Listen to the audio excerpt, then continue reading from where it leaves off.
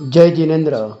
આપણે કરિકાર સર્વજ્ઞ શ્રી હેમચંદ્રાચાર્ય વિરચિત સંસ્કૃત પદ્યાત્મક શ્રી ત્રિષષ્ઠી સલાક પુરુષ ચરિત્રમાં આપણે આદિનાથ ભગવાનના જન્મ વિશે પર્વ 1 સર્ગ 2માં જોઈ રહ્યા છે.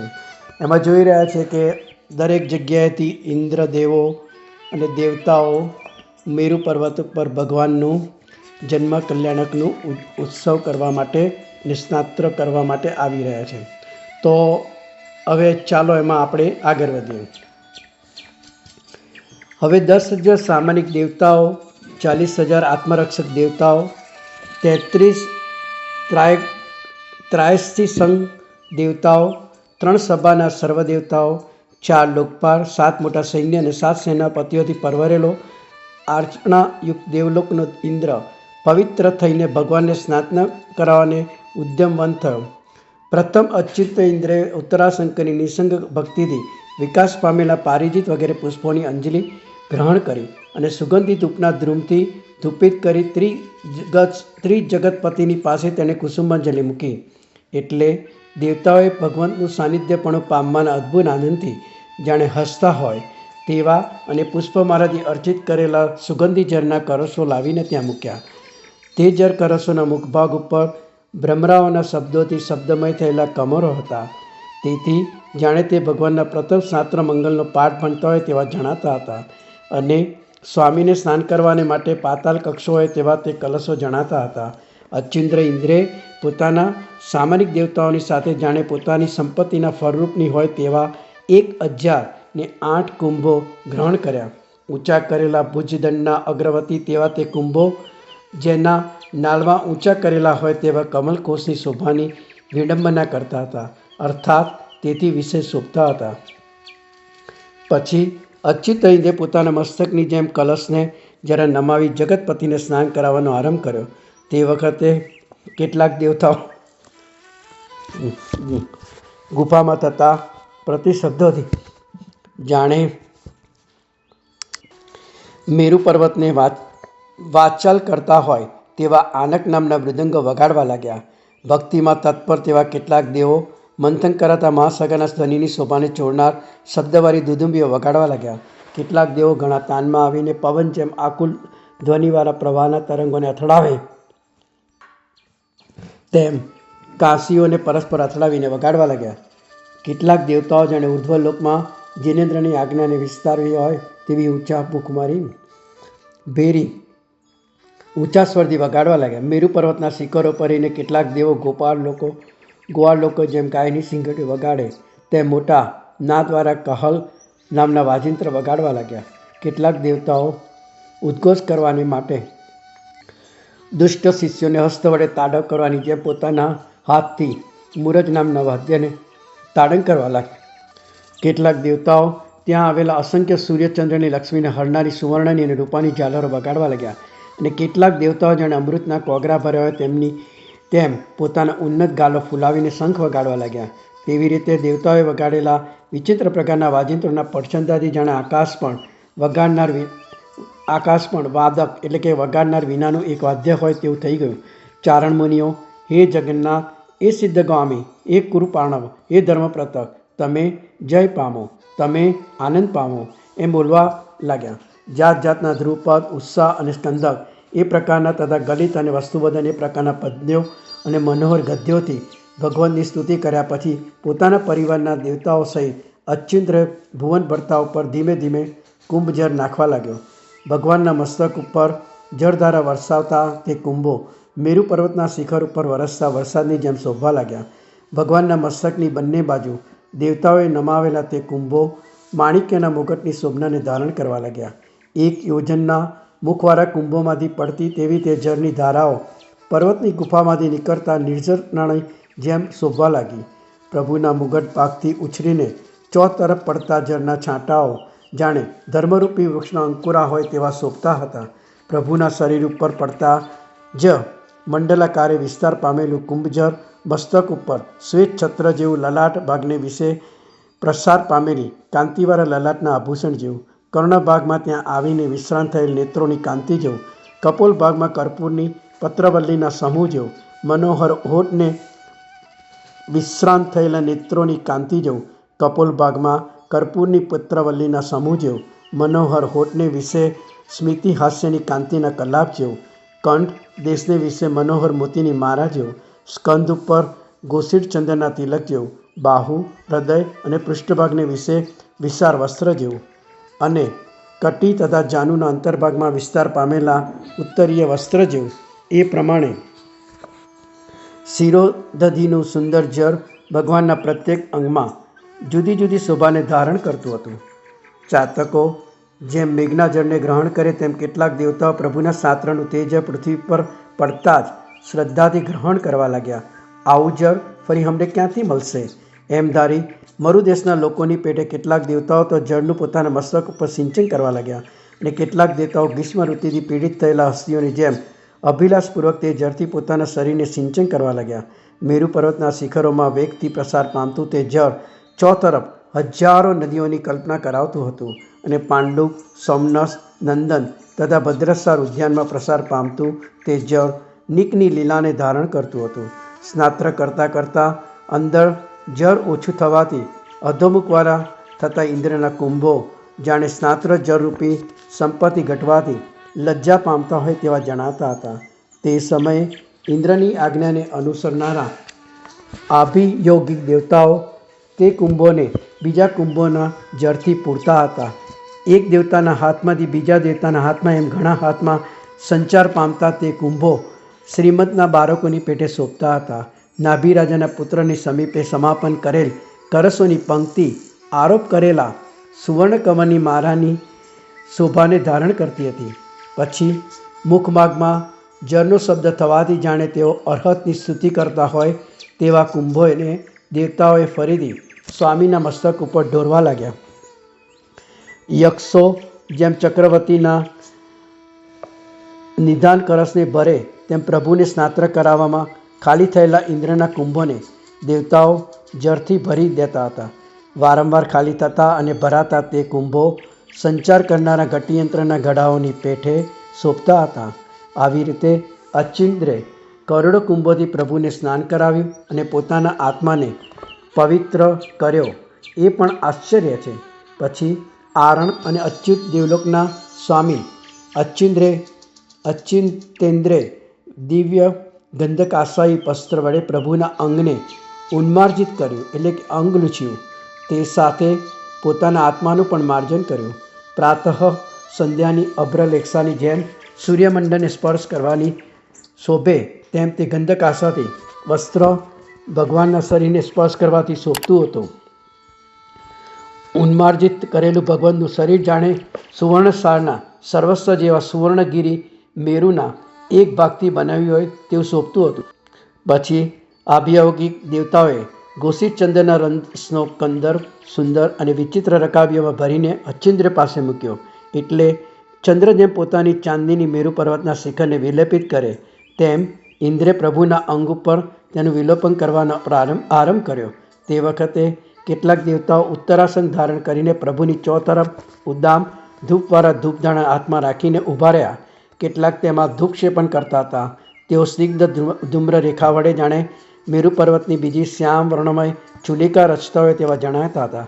કેટલાક દેવતાઓ પ્રભુની ઉપર ઊંચા શ્વેત છત્રો ધારણ કરવા લાગ્યા. તેથી જાણે તેઓ ગગનરૂપી મહાસરોવરને કમુદવાળું કરતા હોય તેવા જણાતા હતા. કેટલાક ચામરો ઉડાડવા લાગ્યા. તેથી જાણે તેઓ સ્વામીના દર્શન માટે પોતાના આત્મીય વર્ગને બોલાવતા હોય તેમ જણાતું હતું.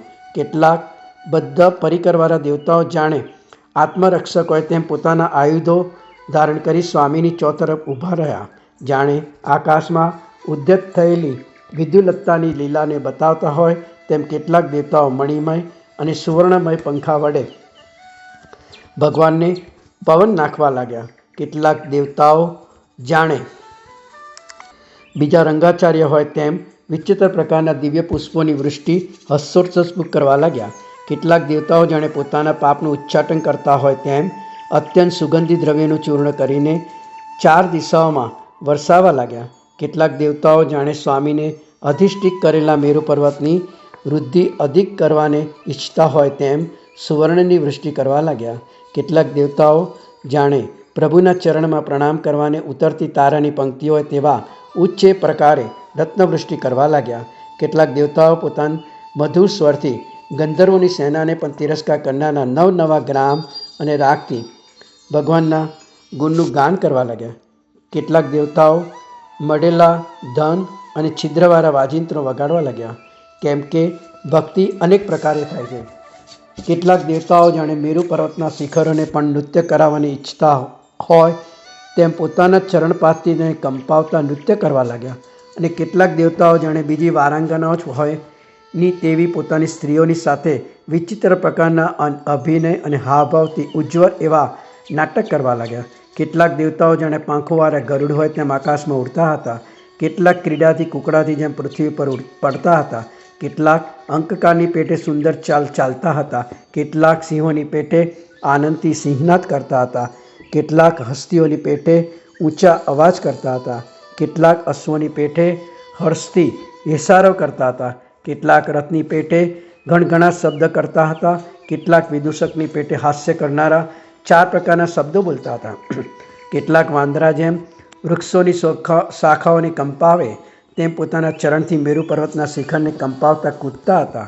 કેટલાક જાણે રણસંગ્રામમાં પ્રતિજ્ઞા કરવાને તૈયાર થયેલા યોદ્ધા હોય તેમ પોતાના હાથના ચપેટાથી ઉદ્ભટપણે પૃથ્વી પર તાંડન કરતા હતા. કેટલાક જાણે દાવમાં જીત્યા હોય તેમ કોલાહલ કરતા હતા. કેટલાક વાજિંત્રની જેમ પોતાના પ્રફુલ્લ ગાલોને વગાડતા હતા. કેટલાક નટની માફક વિકૃત રૂપ કરીને લોકોને હસાવતા હતા. કેટલાક આગળ પાછળ અને પાર્શ્વભાગમાં કુંદકની પેટે ઉછળતા હતા. સ્ત્રીઓ જેમ ગોર કુંડારે થઈને રાસડા લે તેમ કેટલાક ગોર ફરતા ફરતા રાસડા રૂપે ગાયન કરી મનોહર નૃત્ય કરતા હતા. કેટલાક અગ્નિની પેટે જવલતા હતા. કેટલાક સૂર્યની જેમ તપતા હતા. કેટલાક મેઘની માફક ગાજતા હતા. કેટલાક વીજળીની પેઠે ચરકતા હતા. અને કેટલાક સંપૂર્ણ ભોજન કરેલા વિદ્યાર્થીઓનો જેવો દેખાવ કરતા હતા. પ્રભુની પ્રાપ્તિ વડે થયેલો તેવો આનંદ કોણ ગોપાવી શકે?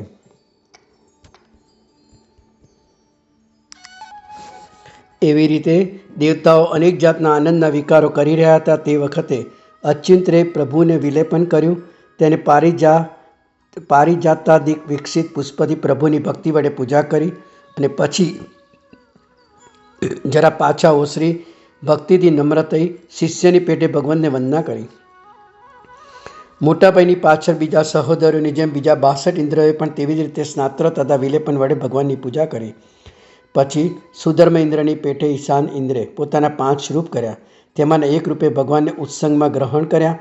એક રૂપે મોતીની ઝાલરીઓ લટકવાથી જાણે દિશાઓનું નૃત્ય કરવાનો આદેશ કરતો હોય તેવું કર્પૂર જેવું શ્વેત છત્ર પ્રભુ પર ધારણ કર્યું. જાણે હર્ષથી નૃત્ય કરતા હોય તેમ હાથનો વિક્ષેપ કરી બે બાજુએ જીનેશ્વર ઉપર ચામર વીંજવા લાગ્યો. અને એક રૂપે જાણે પ્રભુના દ્રષ્ટિપાતથી પોતાને પવિત્ર કરવાની ઈચ્છતો હોય તેમ હાથમાં ત્રિશૂળ રાખી પ્રભુની આગળ ઊભો રહ્યો. પછી સૌધર્મ કલ્પના ઇન્દ્રે જગતપતિની ચારે દિશાએ 4 સ્ફટિકમણીના ઊંચા વૃષભ બનાવ્યા. ઉત્તંગ શૃંગથી એટલે ઊંચા વૃષભના સંસદમાં શિંગડાઓ અને પર્વતના સંબંધમાં શિખરો જાણવા મનોહર તેવા 4 વૃષભો 4 દિશામાં રહેલા ચંદ્રકાંત રત્નના 4 કેડા પર્વત હોય તેવા શોભવા લાગ્યા. જાણે પાતાળ ફોડી હોય તેમ તે વૃષભોના 8 શૃંગોમાંથી આકાશમાં જળની ધારાઓ ચાલવા લાગી. મૂળમાંથી જુદી જુદી પણ પ્રાંતે મળી ગયેલી તે જળધારાઓ આકાશમાં નંદી સંગમના વિભ્રમને બતાવવા લાગી. સૂર અને અસુરની સ્ત્રીઓએ કૌતુકથી જોયેલી તે જળધારાઓ નદીઓ જેમ સમુદ્રમાં પડે તેમ પ્રભુ ઉપર પડવા લાગી.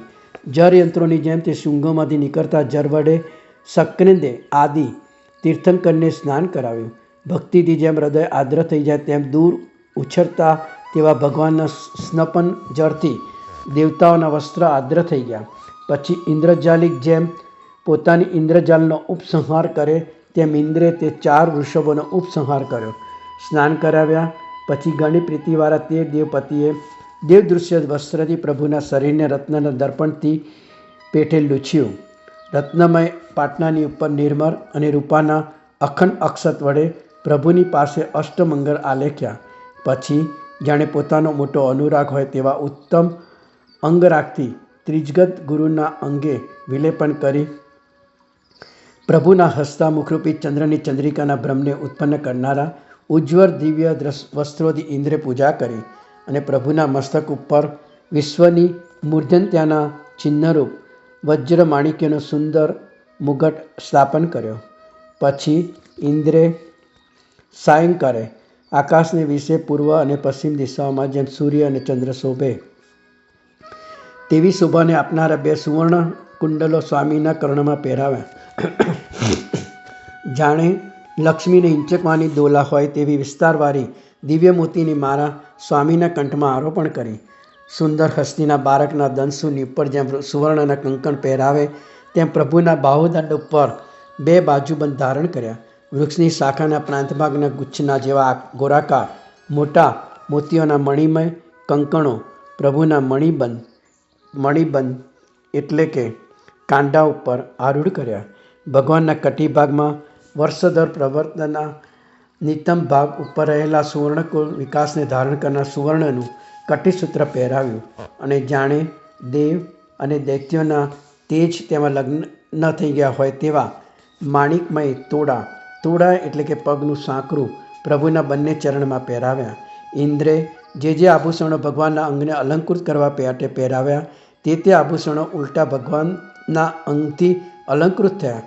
પછી ભક્તિયુક્ત ચિત્તવાળા ઇન્દ્રે પ્રફુલ્લિત પારિજાતના પુષ્પોની માળા વડે પ્રભુની પૂજા કરી અને પછી જાણે કૃતાર્થ થયેલા હોય તેમ જરા પાછળ ખસી પ્રભુની સન્મુખ ઊભા રહી જગતપતિની આરાત્રિક કરવા માટે આરતી ગ્રહણ કરી. જવલાયમાન કાંતિવાળી તે આરાત્રિક પ્રકાશવંત ઔષધિવાળા શિખર વડે જેમ મહાકીરો શોભે તેમ ઇન્દ્ર શોભવા લાગ્યો. શ્રદ્ધાળુ દેવતાઓએ તેમાં પુષ્પ સમૂહ વેરેલો છે તેવી તે આરાત્રિક એટલે કે આરતી ઇન્દ્રે પ્રભુને 3 વાર ઉતારી. પછી ભક્તિથી રોમાંચિત થઈ શક્રસ્તવ વડે વંદન કરી ઇન્દ્રે પ્રભુની આ પ્રમાણે સ્તુતિ કરવાનો આરંભ કર્યો. હે જગન્નાથ, હે ત્રૈલોક્ય કમલ માર્તંડ, હે સંસારૂપી મરુસ્તરુમાં કલ્પવૃક્ષ, હે વિશ્વધરણ બાંધવ, હું તમને નમસ્કાર કરું છું. હે પ્રભુ, એ મુહૂર્ત પણ વંદન કરવા યોગ્ય છે કે જે મુહૂર્તમાં ધર્મને જન્મ આપનારા, અપૂન જન્મમાં વિશ્વ જંતુઓના જન્મ દુઃખનું છેદન કરનારા એવા આપનો જન્મ થયો છે. હે નાથ, આ વખતે તમારા જન્માભિષેકના જળના પૂરથી પ્લાવિત થયેલી અને યત્ન કર્યા સિવાય જેનો મળ દૂર થયો છે તેવી આ રત્નપ્રભા પૃથ્વી સત્ય નામવાળી થઈ છે. હે પ્રભુ, જે મનુષ્ય તમારું અહર્નિશ દર્શન કરશે અને તેઓને ધન્ય છે. અમે તો અવસરે જ આપનું દર્શન કરનારા છીએ. હે સ્વામી, ભરતક્ષેત્રના જંતુઓનો મોક્ષમાર્ગ ખેલાઈ ગયો છે અને આપ નવીન પાંથ થઈ પુનઃ પ્રગટ કરશો.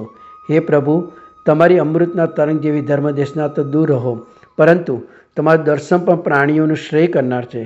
હે ભવતારક, તમારી ઉપમાને પાત્ર કોઈ નથી, તેથી હું તો તમારી તુલ્ય તમે જ છો એમ કહું છું. એટલે હવે વધારે સ્તુતિ કેવી રીતે કરવી? હે નાથ, તમારા સદભૂતાર્થ ગુણોને પણ કહેવાને હું અસમર્થ છું, કેમ કે સ્વયં ભૂરમણ સમુદ્રના જલને કોણ માપી શકે? એવી રીતે જગતપતિની સ્તુતિ કરીને પ્રમોદથી જેનું મન સુગંધમય થઈ ગયું છે તેવા સક્રેન્દ્રે પ્રથમ પ્રમાણે પોતાના 5 રૂપ ધારણ કર્યા. તેમાંથી અપ્રમદ્વર એવા એક રૂપે ઈશાન ઇન્દ્રના ઉત્સંગમાંથી રહસ્યની પેટે જગતપતિને પોતાના હૃદય પર ગ્રહણ કર્યા. સ્વામીની સેવાને જાણનારા બીજા ઇન્દ્રના બીજા રૂપો જાણે નિયુક્ત કયા હોય તેમ પૂર્વની પેઢે સ્વામી સંબંધી પોતપોતાના કાર્ય કરવા લાગ્યા. પછી પોતાના દેવતાઓથી પરિવૃત અમરાગ્રણી એટલે કે સક્રેન્દ્ર ત્યાંથી આકાશ માર્ગે ચાલી મરુદેવાએ અલંકૃત કરેલા મંદિર પ્રત્યે આવ્યો. ત્યાં પ્રથમ મૂકેલું તીર્થંકરનું પ્રતિબિંબ ઉપસંહત કરીને તે સ્થાનકે માતાની પાસે પ્રભુને સ્થાપન કર્યા. પછી સૂર્ય જેમ પદ્મિની નિંદ્રાને દૂર કરે તેમ ઇન્દ્રે મરુદેવાના અસ્વાપીની નિદ્રા દૂર કરી. સરિતાના તટ ઉપર રહેલી સુંદર હંસમાલાના વિલાસને ધારણ કરનારું ઉજ્જવળ દિવ્ય અને રેશમી વસ્ત્રયુગલ પ્રભુને ઓશિકે મૂક્યું. બાળપણને વિશે પણ ઉત્પન્ન થયેલા ભામંડલના વિકલ્પને કરાવનારું રત્નમય કુંડલ યુગલ પણ પ્રભુને ઓશિકે મૂક્યું. અને તેવી જ રીતે સોનાના પ્રાકારથી બનાવેલ વિચિત્ર એવા રત્નના હાર અને અર્ધહારોથી વ્યાપ્ત થતા સોનાના સૂર્ય સમાન પ્રકાશવંત શ્રી દામગણ એટલે કે ગેદી ડરો પણ પ્રભુની દ્રષ્ટિને વિનોદ આપવાને માટે આકાશને વિશે દિનમણી એટલે કે સૂર્ય હોય તેમ ઉપરના ચંદ્રમાની સાથે લટકતો સ્થાપન કર્યો. પછી ઇન્દ્રે કુબેરને આજ્ઞા કરી કે 32 કોટી હિરણ્ય તેટલું સુવર્ણ, 32 નંદાસન, ભદ્રાસન તથા બીજી પણ અતિ મનોહર વસ્ત્ર, નેપથ્ય વગેરે સાંસારિક સુખને ઉત્પન્ન કરનારી મહામૂલ્યવાન વસ્તુઓ મેઘ જેમ જળ વરસાવે તેમ સ્વામીના ભુવનમાં વરસાવો એટલે કે મૂકો. કુબેરે જૃંભક એટલે કે જુંબક જાતિના દેવતા પાસે તત્કાર તે પ્રમાણે વરસાવ્યું, કેમ કે પ્રચંડ પુરુષોની આજ્ઞા વચનથી સાથે સિદ્ધ થાય છે. પછી ઇન્દ્રે આભિયોગિક દેવતાઓને આજ્ઞા કરી કે તમે 4 નિકાયના દેવોમાં ઉદ્ઘોષણા કરો કે અરહતનું અને તેમની માતાનું જે કોઈ અશુભ ચિંતવશે તેનું મસ્તક અર્જક મંજરીની પેઠે 7 પ્રકારે ભેજાશે. ગુરુની વાણીને જેમ શિષ્યો ઊંચા સ્વરથી ઉદ્ઘોષિત કરે તેમ તેઓએ ભુવનપતિ, વ્યંતર, જ્યોતિષી અને વૈમાનિક દેવતાઓને વિશે તે પ્રમાણે ઉદ્ઘોષણા કરી. પછી સૂર્ય જેમ ભાદ્રમાં જળનો સંક્રમ કરે તેમ ઇન્દ્રે ભગવાનના અંગુષ્ઠમાં અનેક પ્રકારના રસે ભરેલી અમૃતમય નાડી સંક્રમાવી, અર્થાત અંગુષ્ઠમાં અમૃતનો સંચાર કર્યો. અરહતો સ્તનપાન કરતા નથી, તેથી જ્યારે તેમને શુગા ઉત્પન્ન થાય ત્યારે તેઓ પોતાની મેળે જ અમૃત રસને વરસાવનાર અંગુષ્ઠ મુખમાં લઈને ચૂસે છે. પછી પ્રભુનું સર્વ પ્રકારનું ધાત્રિકર્મ કરવાને માટે ઇન્દ્રે 5 અપ્સરાઓને ધાતી એટલે કે ધાવ માતા થઈને ત્યાં રહેવાની આજ્ઞા કરી.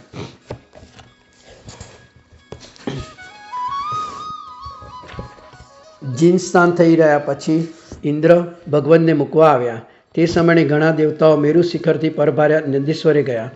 સૌમેન્દ્ર તથા નાભીપુત્રને તેમના મંદિરમાં મૂકી સ્વર્ગવાસીઓને નિવાસરૂપ નંદી સ્વરૂપે ગયા અને ત્યાં પૂર્વ દિશામાં રહેલી શુદ્ર મેરુ જેવડા પ્રમાણવાળા દેવરવન નામના અંજનગીરી ઉપર ઉતર્યા. ત્યાં તેમણે વિચિત્ર મણીની પીઠિકાવાળા ચૈત્ય વૃક્ષ અને ઇન્દ્રધ્વજ વડે અંકિત અને 4 દ્વારા ચૈત્યમાં પ્રવેશ કર્યો અને અષ્ટાનિક ઉત્સવપૂર્વક વૃષભાતિક અહર્તોની શાશ્વતની પ્રતિમા તેમણે પૂજા કરી.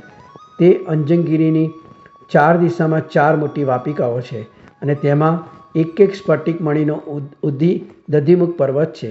તે 4 પર્વતોની ઉપરના ચૈત્યોમાં શાશ્વત અહર્તોની પ્રતિમાઓ છે.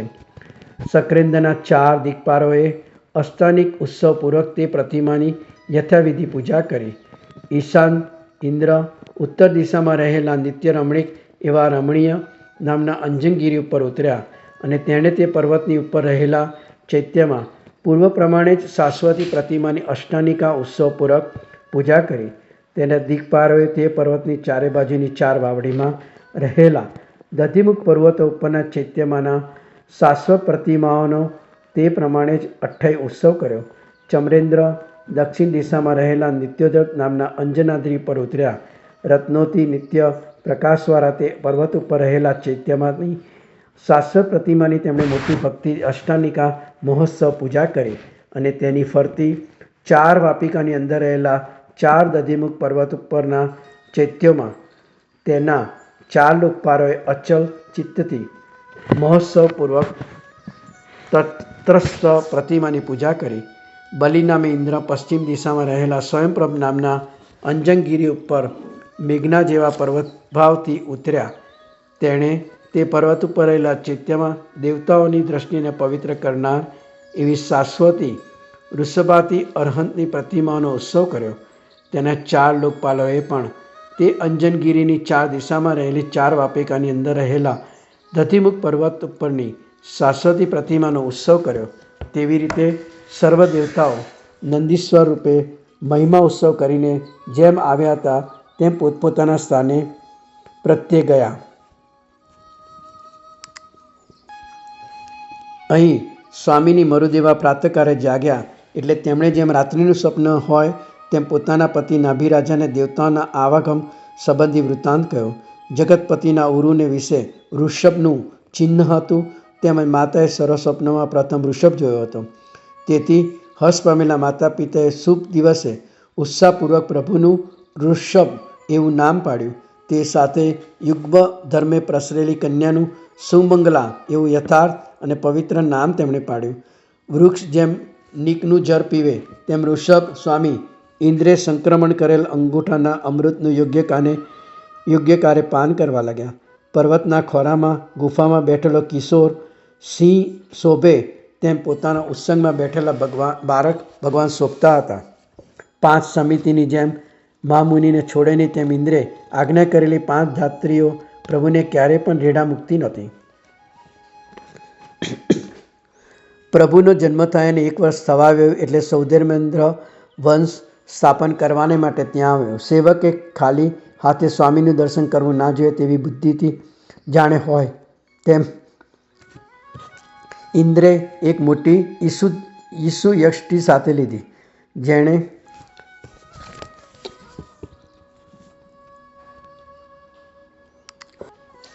ઈસુ યષ્ટિ એટલે કે શેરડીનો સાંટો. જાણે શરીરવાળો શરદ ઋતુ હોય તેમ શોભતો ઇન્દ્ર ઇક્ષુદંડ સહિત નાભી રાજાના ઉત્સંગમાં બેઠેલા પ્રભુ પાસે આવ્યો. એટલે પ્રભુએ અવધિ જ્ઞાન વડે ઇન્દ્રનો સંકલ્પ જાણી લઈ અસ્થિની પેઢેથી ઇક્ષુદંડ લેવા પોતાનો કર લાંબો કર્યો. સ્વામીના ભાવને જાણનારા ઇન્દ્રે મસ્તક વડે પ્રણામ કરીને ભેટની પેટે ઈશ્વરતાના પ્રભુને અર્પણ કરી. પ્રભુને ઈશુ ગ્રહણ કરી તેથી તેમણે ઈક્ષ્વાકુ એવા નામનો વંશ સ્થાપન કરી ઇન્દ્ર સ્વર્ગમાં ગયો. યુગાદિનાથનો દેહ શ્વેત રોગ મળથી રહિત સુગંધી સુંદર આકારવાળો અને સુવર્ણ કમલ જેવો શોભતો હતો. તેમના શરીરમાં માંસ અને રુધિર ગાયના દૂધની ધારા જેવા ઉજ્જવળ અને દુર્ગંધ વિનાના હતા. તેમના હાનિયનનો વિધિ ચર્મચક્ષુને અગોચર હતો અને તેમના શ્વાસની ખુશ્બો વિકસિત થયેલા કુમુદની સુગંધ સરખી હતી. એ ચારે અતિશય પ્રભુને જન્મથી જ પ્રાપ્ત થયેલા હતા. વ્રજ ઋષભ નારાયણ સંજ્ઞને ધારણ કરનારા તે પ્રભુ જાણે ભૂમિ ભ્રંશના ભયથી હોય તેમ મન ચાલતા હતા. વયે તેઓ 12 હતા તો પણ તેઓ ગંભીર અને મધુર ધ્વનિથી બોલતા હતા. કેમ કે લોકોત્તર પુરુષોને શરીરની અપેક્ષાથી જ બાળપણ હોય છે. સમચતુર્સ્થ સંસ્થાનવાળું પ્રભુનું શરીર જાણે ક્રીડા કરવાની ઈચ્છાવાળી લક્ષ્મીની કાંચનમય ક્રીડા વેદિકા હોય તેવું શોભતું હતું. સમાન વયવાળા થઈને આવેલા દેવકુમારોની સાથે તેમના ચિત્તની અનુવૃત્તિને અર્થે પ્રભુ રમતા હતા. ક્રીડા કરતી વખતે દૂરથી ધૂસર થયેલા અંગવાળા પ્રભુ દુધરમાં ધારણ કરેલા તેમજ મહાવસ્થાને પ્રાપ્ત થયેલા હસ્તીના બાળક જેવા શોભતા હતા. પ્રભુ જે કંઈ લીલા માત્રથી ગ્રહણ કરતા હતા તે લઈ લેવાની મોટી રુદ્ધિવાળો કોઈ દેવ પણ સમર્થ થતો નહીં. જો કોઈ દેવ બળની પરીક્ષા કરવા માટે પ્રભુની આંગળી ગ્રહણ કરતો તો પ્રભુના શ્વાસના પવનથી તે રેણુની જેમ દૂર જઈને પડતો. કેટલાક દેવકુમારો કુંદકની પેટે પૃથ્વી પર આરોટીને પ્રભુને વિચિત્ર કુંદકોથી રમાડતા હતા. કેટલાક દેવકુમારો રાજસુખ થઈને ચાટુકારની પેઠે જીવો જીવો આનંદ પામો એવા શબ્દો અનેક પ્રકારે બોલતા હતા. કેટલાક દેવકુમારો સ્વામીને રમાડવા માટે મયુરૂપે થઈને કેકાવણીની ષડજ સ્વરમાં ગાયન કરી નાચ કરતા હતા. પ્રભુના મનોહર હસ્તકમલને ગ્રહણ કરનારી અને સ્પર્શ કરવાની ઈચ્છાથી કેટલાક દેવકુમારો હંસરૂપે થઈને ગાંધાર સ્વરે ગાયન કરતા પ્રભુની આસપાસ ફરતા હતા. કેટલાક પ્રભુના પ્રીતિ ભરેલા દ્રષ્ટિપાતરૂપ અમૃતને પાન કરનારી ઈચ્છાવાળા થઈને તેમની પાસે કૌચ પક્ષી રૂપ થઈ મધ્યમ સ્વર બોલતા હતા. કેટલાક પ્રભુના મનની પ્રીતિને માટે કોકિલ રૂપ થઈ નજીકના વૃક્ષો પર બેસી પંચમ સ્વર કરતા હતા. કેટલાક પ્રભુના વાહન વડે થઈને પોતાના આત્માને પવિત્ર કરવાની ઈચ્છાથી તુરંગરૂપ થઈ દૈવત ધ્વનિથી હૈસારો કરતા પ્રભુની પાસે આવતા હતા. કેટલાક હાથીનું રૂપ ધારણ કરી નિશાદ સ્વરે બોલતા અધોમુખ થઈ પોતાના સૂંઢોથી ભગવાનના ચરણનો સ્પર્શ કરતા હતા. કોઈ વૃષભ રૂપ થઈ પોતાના શિંગડાથી તટ પ્રદેશને તાડન કરતા અને વૃષભ જેવા સ્વરે બોલતા પ્રભુની દ્રષ્ટિને વિનોદ કરાવતા હતા. કોઈ અંજનાચલ જેવા મોટા મહર્ષિ બની પરસ્પર યુદ્ધ કરીને પ્રભુને યુદ્ધ ક્રીડા બતાવતા હતા. કોઈ પ્રભુના વિનોદને માટે મલ્લરૂપ થઈ પોતાની ભુજાઓનું આસ્ફાલન કરી એકબીજાને અસ્વાટમાં બોલાવતા હતા. એવી રીતે યોગીઓ જેમ પરમાત્માની ઉપાસના કરે તેમ દેવકુમારો વિવિધ પ્રકારના વિનોદથી નિરંતર પ્રભુની ઉપાસના કરતા હતા. તેવી સ્થિતિમાં વર્તા છતાં ઉદ્યાનપાલિકો જેમ વૃક્ષનું લાલન કરે તેમ પંચધાતીઓ દ્વારા પ્રમાદરહિતપણે લાલન કરાતા પ્રભુ અનુક્રમે વૃદ્ધિ પામવા લાગ્યા. અંગુષ્ઠપાનની અવસ્થા વ્યતીત થયા પછી બીજી અવસ્થાને પ્રાપ્ત થયેલા ગૃહવાસી અર્હતો સિદ્ધનંદ એટલે રાધેલ અન્નનું ભોજન કરે છે, પરંતુ નાભિનંદન ભગવાન તો ઉત્તર કુરુક્ષેત્રથી દેવતાઓએ લાવેલા કલ્પવૃક્ષના ફળો જ આરોગતા હતા અને ક્ષીર સમુદ્રના જળનું પાન કરતા હતા. ગઈકાલના દિવસની પેટે બાલ્યવયનું ઉલ્લંઘન કરીને સૂર્ય જેમ દિવસના મધ્યભાગમાં આવે તેમ પ્રભુએ તેમાં અવયવો વિભક્ત થાય તેવા યૌવનનો આશ્રય કર્યો. યૌવનાવસ્થામાં પ્રાપ્ત થયા છતાં પણ પ્રભુના બંને ચરણ કમલના મધ્યભાગ જેવા મૃદુ, રક્ત ઉષ્ણ, કંપરહિત, સ્વેદવર્જિત અને સરખા તરિયાવાર હતા. જાણે નમેલા પુરુષની પીડાનું છેદન કરવાની હોય તેમ તેની અંદર ચક્રનું ચિહ્ન હતું અને લક્ષ્મીરૂપી હાથીણીને હંમેશા સ્થિર રાખવા માટે હોય તેવા મારા, અંકુશ અને ધ્વજના ચિહ્ન પણ હતા. જાણે લક્ષ્મીના લીલાભુવન હોય તેવા પ્રભુના ચરણતરમાં શંખ અને કુંભનું તથા પાનીના ભાગમાં સ્વસ્તિકનું ચિહ્ન હતું. પ્રભુનો પુષ્ટ ગોળાકાર અને સર્પની ફણા જેવો ઉન્નત અંગૂઠો વસ્તીની જેમ શ્રીવત્સની લાંછત લાગ્યો. વાયુરહિત સ્થાનમાં રહેલા કંપરહિત દીપકની શિખા જેવી છિદ્રરહિત અને સરળ એવી પ્રભુની આંગળીઓ જાણે ચરણરૂપી કમળના પત્રો હોય તેવી જણાતી હતી. તે અંગુલિતરમાં નંદાવર્તના ચિહ્ન શોભતા હતા, જેના પ્રતિબિંબ ભૂમિ પર પડવાથી ધર્મ પ્રતિષ્ઠાના હેતુરૂપ થતા હતા. જગતપતિની દરેક આંગળીઓના પર્વમાં અધોવાપીઓ સહિત જના ચિહ્નો હતા. તે જાણે પ્રભુની સાથે જગતના લક્ષ્મીના વિવાદને માટે ત્યાં વાવ્યા હોય તેમ જણાતું હતું. પૃથુ અને ગોળાકાર પાની જાણે ચરણકમલનો કંઈક હોય, કંઠ ચરણકમલનો કંદ હોય તેવી શોભતી હતી. નખો જાણે અંગુષ્ઠ અને અંગુલીરૂપ સર્પની ફણા ઉપર મણી હોય તેવા શોભતા હતા અને ચરણના ગૂઢ બંને ગુલ્ફો સુવર્ણકમલની કરીની કર્ણિકાના ગોલકની શોભાને વિસ્તારતા હતા. પ્રભુના બંને પગના તળિયાઓ ઉપરના ભાગ કાચબાની પીઠની પેટે અનુક્રમે ઉન્નત, નસો ના દેખાય તેવા રૂવાડાથી વર્જિત અને સ્નિગ્ધ કાંતિવાળા હતા. ગૌર જંગાઓ એટલે કે પિંડીઓ રુધિરમાં અસ્થિમગ્ન થઈ ગયેલ હોવાથી પુષ્ટ, વર્તુળાકાર અને મૃગજંગાની શોભાનો પણ તિરસ્કાર કરનારી હતી. માંસથી પુરાયેલા અને ગોળ જેવા જાનું રૂથી પુરાયેલ ગોળ આશ્રિકાની અંદર નાખેલા દર્પના ધરણને કરતા હતા. મૃદુ અનુપૂર્વવણાથી ઉત્તરોત્તર ચડતા અને સ્નિગ્ધ ઉરુ કંદલી સ્તંભના વિલાસને ધારણ કરતા હતા અને મુસ્ક હસ્તીની પેટે ગૂઢ અને સમસ્થિતિવાળા હતા. કારણ કે અશ્વની પેટે કુલીન પુરુષનું પુરુષ ચિહ્ન ઘણું ગૂઢ હોય છે. તેમની ગુહ્ય ઇન્દ્રિય શિરાઓ ના દેખાય તેવી નહીં ઊંચી નીચી, અશિથિલ, અહસ્ર, અદીર્ઘ, સરળ, મૃદુ, રોમરહિત અને ગોળાકાર હતી. તેમના કોષની અંદર રહેલું પંજર શીત, પ્રદક્ષિણાવર્ત શબ્દમુક્તાને ધારણ કરનાર, અભિભત્સ અને આવર્તકાર હતું. પ્રભુની કટી વિશાળ, પુષ્ટ, સ્થૂળ અને ઘણી કઠિન હતી. તેમનો મધ્ય ભાગ સુવર્ણ સૂક્ષ્મપણાના વ્રજના મધ્યભાગ જેવો જણાતો. તેમની નાભી નદીની ભ્રમરીના વિલાસને ધારણ કરતી હતી અને કુક્ષીના બંને ભાગ સ્નિગ્ધ, માંસલ, કોમલ, સરળ અને સરખા હતા. તેમનું વક્ષસ્થળ સુવર્ણશિલાના જેવું વિસ્તાર, ઉન્નત, શ્રીવત્સ રત્નપીઠના ચિહ્નવાળું અને લક્ષ્મીને ક્રીડા કરનાર દેવી વેદિકાની શોભાને ધારણ કરતું હતું. તેમના બંને સ્કંદ વૃષભની કોટ જેવા દ્રઢ, પૃષ્ઠ અને ઉન્નત હતા. તેમની બંને કાક અલ્પ રોમવાળી, ઉન્નત અને ગંધ સ્વેદમલ રહિત હતી. તેમની પુષ્ટ અને કરરૂપી ફણાના છત્રવાળી ભુજાઓ જાનુ પર્યંત લાંબી હતી. તે જાણે ચંચલ પગ લક્ષ્મીને નિયમમાં રાખવાને નાગપાસ હોય તેવી જણાતી હતી અને બંને કર નવીન આમ્રપલ્લવ જેવા તાલ તરિયાવાળા નિષ્કમ છતાં કઠોર, સ્વેદરહિત, છદ્રવર્જિત અને જરા ગરમ હતા. પગની પેટે તેમના હસ્ત પર દંડ, ચક્ર, ધનુષ, મત્સ્ય, શ્રીવસ્ત્ર, વજ્ર, અંકુશ, ધ્વજ, કમલ, ચામર, છત્ર, શંખ, કુંભ, સમુદ્ર, મંતર, મકર, વૃષભ, સિંહ, અશ્વ, રથ, સ્વસ્તિક, દિગ્ગજ, પ્રાસાદ, તોરણ અને દ્વીપ વગેરેથી ચિહ્નોથી અંકિત હતા. તેમના અંગૂઠા અને આંગળીઓ લાલ હાથમાંથી ઉત્પન્ન થયેલા તેથી લાલ અને સરળ હતા. તે જાણે પ્રાંતભાગમાં માણેકના પુષ્પવાળા કલ્પવૃક્ષના અંકુરા હોય તેવા જણાતા હતા.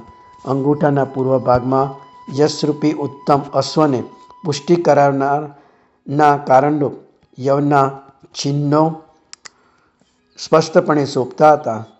આંગળીઓની ઉપલા ભાગમાં પ્રદક્ષિણાવર્તના ચિહ્નો હતા. તે સર્વ સંપત્તિને કહેનારા તેવા દક્ષિણાવર્ત સંઘપણાને ધારણ કરતા હતા.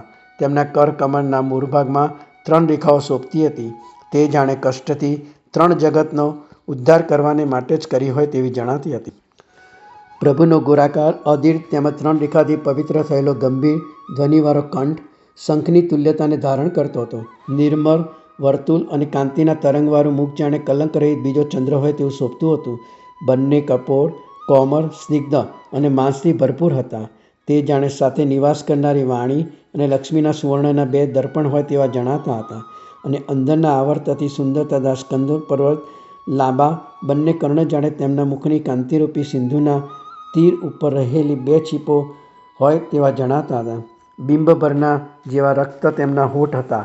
ડોલરની કરી જેવા 32 દાંત હતા અને અનુક્રમે વિસ્તારવાળી તથા ઉન્નત વંશના જેવી તેમની નાસિકા હતી.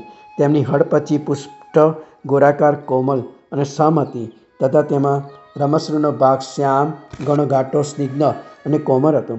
પ્રભુની જીજ્ઞા નવીન અને કલ્પવૃક્ષના પ્રવાહ જેવી લાલ, કોમળ, અતિ સુરની તેવી અને દ્વાસાંગ આગમના અર્થને પ્રવસ્તાવની હતી. તેમના લોચન અંધ કૃષ્ણ તથા ધોરા અને પ્રાંતભાગમાં લાલ હતા.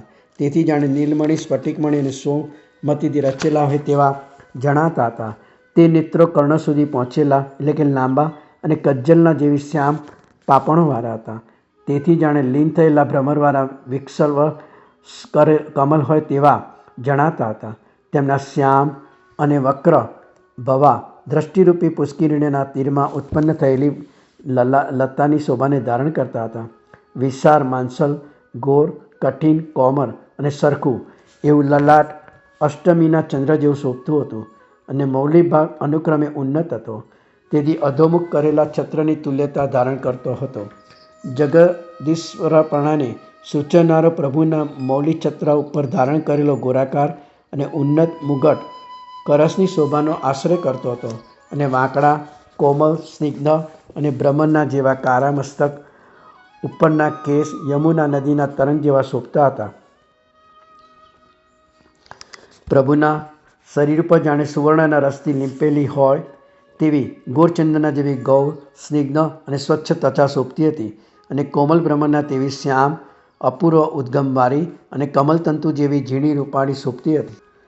એવી રીતે રત્નોથી રત્નાકરની જેમ નાના પ્રકારના અસાધારણ લક્ષણોથી લક્ષિત તેવા પ્રભુ કોને સેવા યોગ્ય ન હોય? અર્થાત સૂર, અસુર અને મનુષ્ય સર્વેએ સેવા યોગ્ય હતા.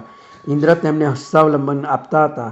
યક્ષો ચામર વીંચતા હતા. ધર્મેન્દ્ર તેમનો દ્વારપાર થતો હતો. વરુણ છત્ર ધરતો હતો. ઘણું જીવો એમ બોલતા અસંખ્ય દેવતાઓ તેમની ચોતરફ વીંટળાઈને રહેતા હતા. તથાપિ કંઈ પણ ગર્વ નહીં ધારણ કરનારા તેવા જગતપતિ યથાસુખ વિહાર કરતા હતા.